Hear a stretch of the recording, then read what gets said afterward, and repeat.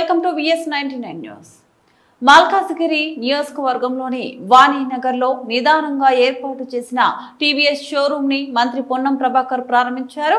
ఈ సందర్భంగా మంత్రి పొన్నం మాట్లాడుతూ తెలంగాణ రాష్ట్రాన్ని కాలుష్య రహితంగా తీర్చిదిద్దాలనే ఉద్దేశంతో రానున్న కాలంలో అందరూ ఎలక్ట్రానిక్ వాహనాలను నడపాలని, తద్వారా వాయు కాలుష్యాన్ని నియంత్రించవచ్చని, రానున్న రోజుల్లో తెలంగాణ రాష్ట్ర ప్రభుత్వం ఎలక్ట్రానిక్ వాహనాల కోసం ఛార్జింగ్ పాయింట్ కూడా ఏర్పాటు చేస్తుందని తెలిపారు.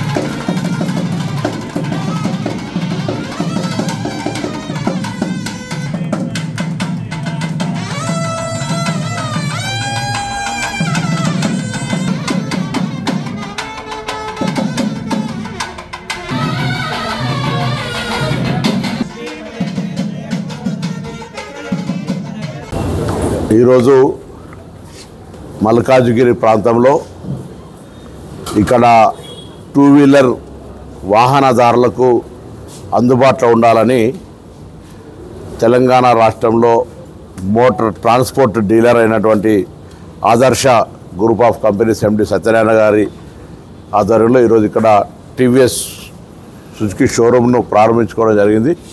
ఈ టీవీఎస్ షోరూమ్ వల్ల ఇక్కడ కన్జ్యూమర్స్కి అందరికీ కూడా టూ వీలర్స్ దగ్గర షోరూంలో అందుబాటులో రావడంతో పాటుగా టీవీఎస్ మారుతున్న కాలానికి అనుగుణంగా ఎప్పటికప్పుడు చిన్న మోపెడ్ నుంచి ఒక మంచి స్ట్రాంగ్ టూ వీలర్ దాకా తయారు చేసేటువంటి వ్యవస్థ ఇప్పుడు ఎలక్ట్రానిక్ రంగం లోపల కూడా కొత్తగా దేశంలోనే అత్యధికంగా మార్కెట్ అవుతున్నటువంటి ఈవీ టూ వీలర్ కూడా టీవీఎస్ ద్వారానే వస్తూ ఉంది. సో ఈ సందర్భంగా టీవీఎస్ అనేటువంటి ఒక బ్రాండ్ ఇమేజ్, టీవీఎస్కు సంబంధించినటువంటి లాంగెస్ట్ హిస్టరీ ఉన్నటువంటి కంపెనీ, మోటార్ ఫీల్డ్ లోపల ప్రజల విశ్వాసం పొందుతూ హైయెస్ట్ సేల్స్ ఉన్నటువంటి కంపెనీ షోరూమ్ను ఈ ప్రాంతంలో ప్రారంభించుకున్న సందర్భంగా అందరికీ నా శుభాకాంక్షలు. ఈ ఎలక్ట్రానిక్ టూ వీలర్స్ను ఎక్కువగా వాడడం ద్వారా, ఎందుకంటే తెలంగాణ ప్రభుత్వం ఈవీ వెహికల్స్కు tax exemption, registration fee exemption ఇచ్చింది 2026 వరకు.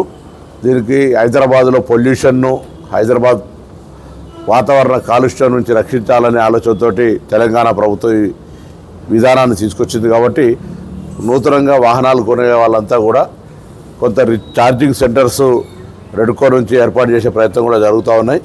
ఎవరిళ్ళలో వాళ్ళు కూడా పెట్టుకోవచ్చు టూ వీలర్స్. కాబట్టి ఈ టూ వీలర్స్ రంగంలో కూడా ఎలక్ట్రిక్ వెహికల్స్ విప్లవం రావాలి. సిఎన్జి కావచ్చు, ఎల్పిజి కావచ్చు, మిగతా ఆటోస్లో కూడా పర్మిషన్ ఇచ్చినాం. ఆ విధంగా ఓఆర్ఆర్ లోపల హైదరాబాద్లో అన్ని ఈవీ, సిఎన్జి, ఎల్పిజి వాహనాలు రావాలని ఆకాంక్షిస్తూ ఉన్నాను.